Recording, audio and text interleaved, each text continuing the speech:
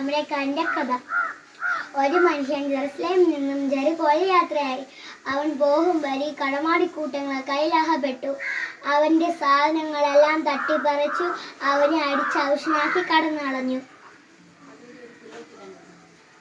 അതുവരെ ഒരു പുരോഹിതൻ വന്നു. അവൻ കണ്ടിട്ട് കാണാത്ത പോലെ പോയി. അടുത്തൊരു ലേവ്യൻ വന്നു. ലേവ്യനും കണ്ടിട്ട് കാണാത്ത പോലെ പോയി. അടുത്തൊരു സമരക്കാരൻ വന്നു. അവനെ കണ്ടപ്പോൾ കരുണ തോന്നി. അവന്റെ മുറിവിൽ എണ്ണ തേച്ചു കൊടുത്തു.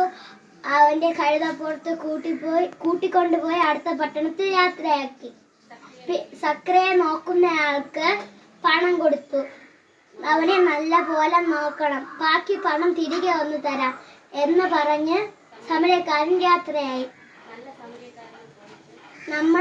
നല്ല സമരക്കാരനെ പോലെ നമുക്കും മനസ്സുണ്ടാവാൻ ദൈവത്തിനോട് പ്രാർത്ഥിക്കാം.